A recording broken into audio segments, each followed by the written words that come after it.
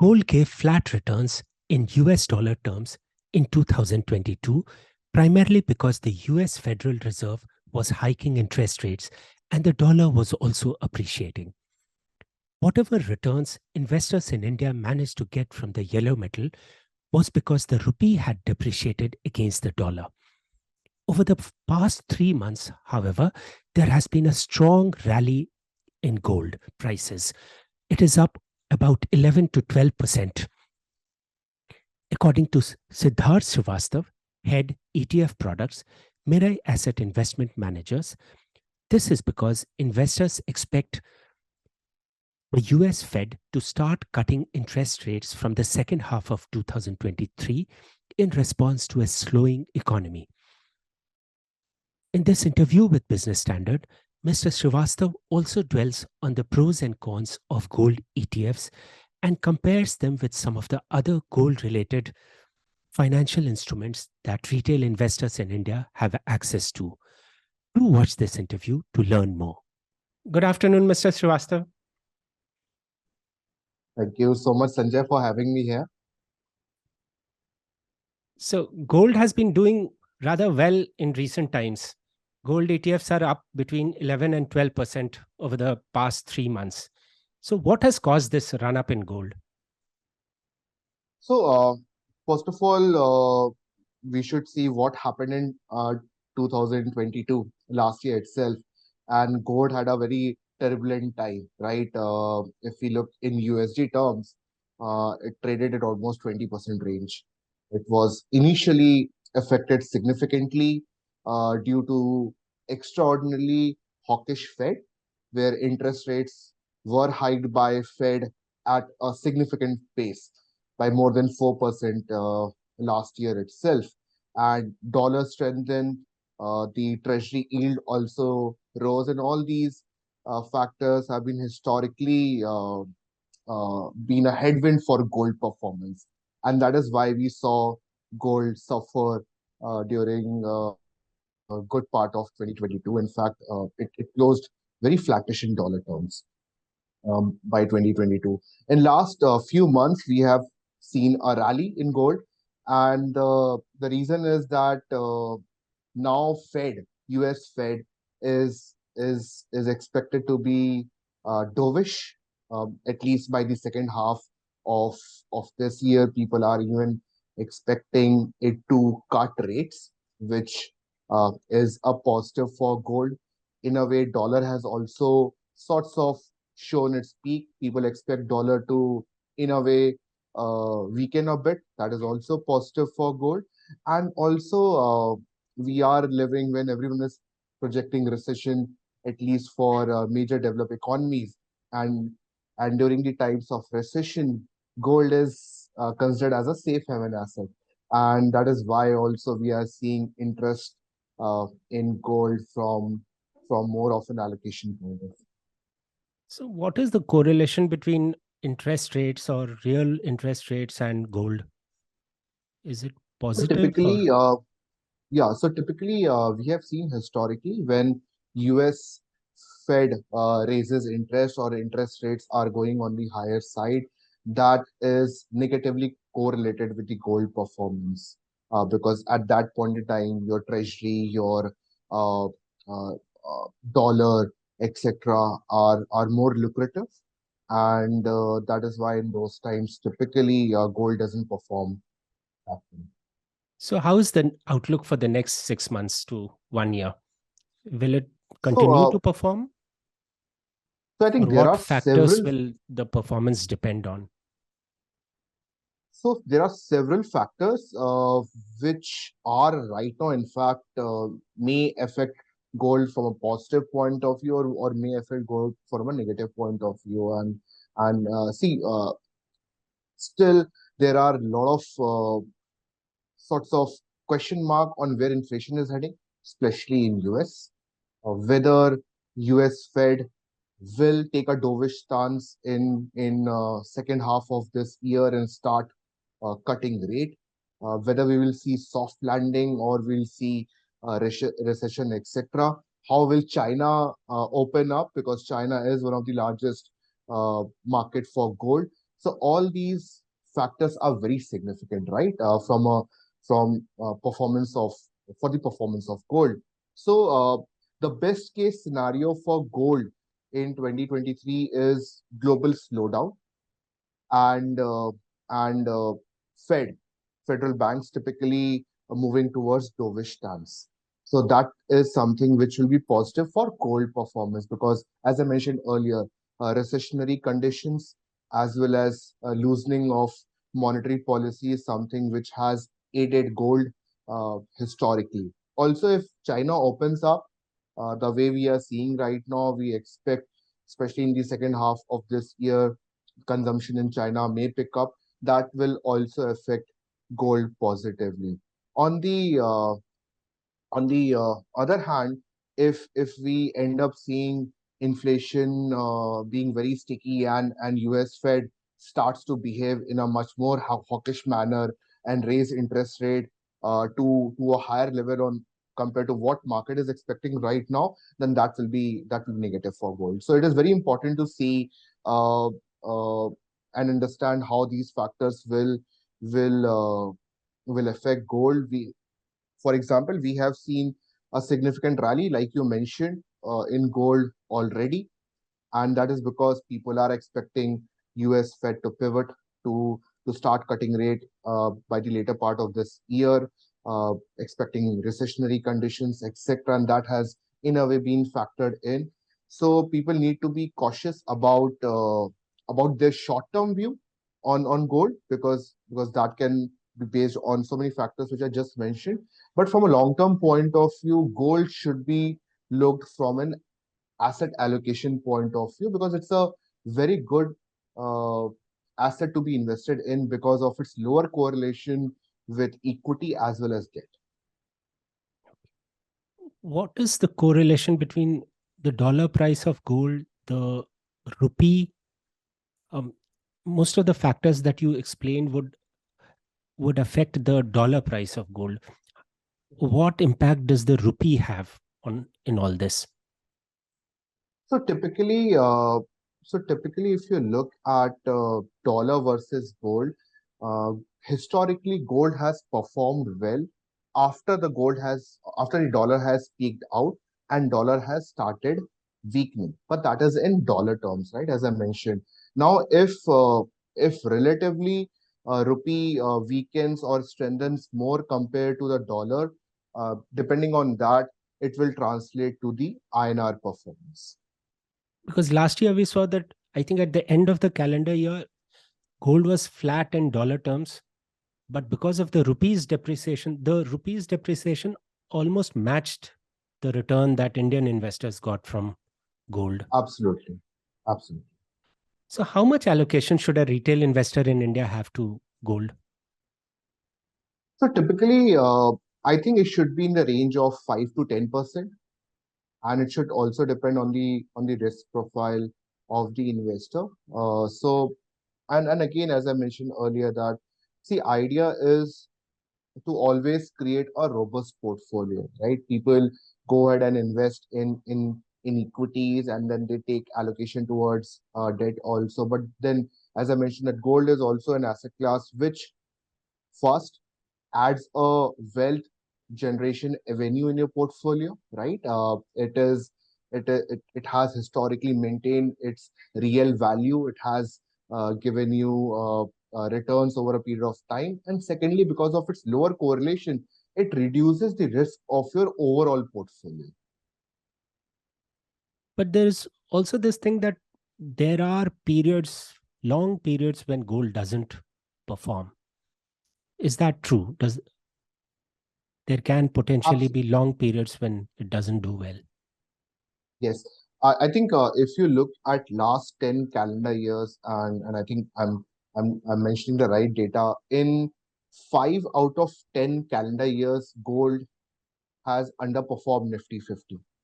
But then there have been 5 calendar years when gold has outperformed Nifty 50, right? So there can be a periods when gold is not performing, and it can be for a period more than a year or more than that. But ultimately, as I mentioned, that it is important to have right right allocation in place, then that when there is a period of recession, when equities are not doing well, there are chances that gold is something which is uh, generating suitable returns for you, right? So always investors should always look from an overall allocation point of view, that in overall allocation, how gold is in a way reducing my risk, first of all, and then in different periods generating those returns at times when, for example, equity may not be working, or debt may not be working.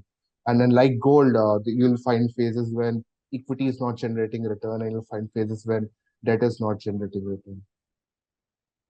Today, the retail investor in India has a number of options for investing in gold. Why should he go with gold ETFs? So, gold ETF carries several advantages. First of all, it gold ETF is backed by a 995 purity gold, physical gold, which is kept in vault, custodized by the AMCs itself, and the investor holds the gold unit in a demat form. So he does not have to worry about storing physical gold. He does not have to worry about purity, etc. And on top of that, ETF is very liquid. You can buy and sell ETF just like stocks on the stock exchange in a very nominal amount. For example, if you look at per unit price of gold ETF, it ranges around 50, 60 rupees, right? So with that quantity, you can own one gold ETF unit, which roughly represents around zero point zero 0.01 gram of gold. So it's very convenient to hold. You don't have to worry about purity. You don't have to worry about uh, uh, theft. You don't have to basically worry too much about liquidity. You can simply, when you want to accumulate, you can simply buy on the stock exchange. If you want to sell, you can go on the stock exchange and sell at the intraday market levels. Now, there are gold ETFs today from a number of fund houses. How does one select one? So that's a very good question, actually. If you look at gold ETF industry right now, it's more than 20,000 crores. There are number of products on offer right now. So I think in order to select the right gold ETF, people should focus on, I think, three major points. One is that the expense ratio. The expense ratio. What is the expense ratio of a particular gold ETF? Because expense ratio eats into your return. For example, typically an ETF which has expense ratio of 0.5% will be better off compared to an ETF which has an expense ratio of, let's say, 1%. Second, you should look at how well a concerned ETF is tracking the gold prices. Investor can focus on tracking error or tracking difference. Now, all the AMCs disclose this information for the sake of convenience. It implies how well your ETF is tracking the performance and returns of the actual physical gold. So closer it is, the better the concerned ETF is. And third is the liquidity on exchange. You can simply check by going on your broking terminal what has been the historical liquidity of a concerned gold ETF. And more liquid the ETF, better it is for you, because you'll be able to buy and sell at probably at a much more competitive price, and you don't have to worry about market depth, etc. So I think these three are important points which investor can focus on while choosing the right ETF. So, typically, households tend to buy gold jewelry. Uh, some who are better informed go for gold biscuits and gold coins. They and they think that the jewelry is for usage and the biscuits and gold coins are for investment purpose. Would you advise investing in gold via gold biscuits or gold coins, or is are ETFs a better product, and why? I think uh, I think we already covered that in a way in last question. Just because ETF, in ETF you don't have to worry about purity. You don't have to worry about storage, etc. It's a regulated investment vehicle, right? It is regulated by SEBI. Valuations norm are pretty transparent, etc. You can buy and sell on exchange at real time prices. So I think ETF is a very transparent vehicle to own gold, right? And for different reasons. For example, if you're buying physical gold, you have to be concerned about what sort of purity, how much is the markup cost, uh, uh, uh, uh, be concerned about its safe storage. All those hassles and concerns goes out of window when you invest in gold via gold ETF. So I feel that owning gold ETF is much more convenient way to invest in gold. And I suppose with all these physical products, you also have a manufacturing cost attached, which you lose out on when you go to sell it back, say, to the jeweler, or isn't that true? Absolutely. Yes. How does gold ETF compare with sovereign gold bonds? Because these At, bonds give you some return. So who should go uh, for which of these products? How do you choose yeah, between so them? SGB is also very good vehicle to invest in gold. There's no doubt about that. Unlike other instruments, it pays you 2.5% interest also, right? But it carries a lock-in of 8 years. You can sell it after 5 years, but if you are selling it after 8 years, there is no tax on capital gains. But if you are selling after between 5 to 8 years, there is your capital gains will be taxable. Interest is anyways taxable. So I think SGB is also a good vehicle. Someone who is okay with the lock-in period, etc., can opt for SGB. But someone who is, let's say, more concerned about liquidity, wants that convenience of buying and selling gold at any point in time, I think gold ETF will suit him or her more. And how will ETFs be taxed? What is the So yeah, so ETFs are taxed like debt mutual funds. For a period of less than 3 years, short-term capital gains tax apply, which is as per the income tax slab of a concerned individual. And for more than 3 years, it is 20%, but with the benefit of indexation. okay, exactly the same as debt mutual funds? Exactly same as debt mutual funds. Now, there's a third product in the market, which is digital gold. Uh, could you tell us a Yes, little about its pros and cons? Because at some point, if I remember correctly, SEBI had also come out with certain rules yes. warning some of the entities regulated by it not to market this product. Could you tell us a little about it? Should investors go for it? So, digital gold is also in a way available at a lower denomination, right? You don't have to buy physical gold, right? And but see, one of the biggest problem which you already mentioned with digital gold is that it is not regulated like the mutual fund industry is, and hence the gold ETFs are. So while it carries the advantages of being available at a very low nominal value, supposed to track the gold price. You don't have to worry about theft. Apparently, it is insured, etc. But again, it is not a regulated uh, product. So I think personally, I'll be more comfortable with buying ETFs, which I know is backed by very robust regulations and is ring fenced by multiple SEBI guidelines than digital gold. But having said that, we have seen that there is increasing traction on digital gold. I have finished with my questions, Mr. Srivastava. Is there anything you would like to add? Any message for retail investors vis-a-vis gold ETFs?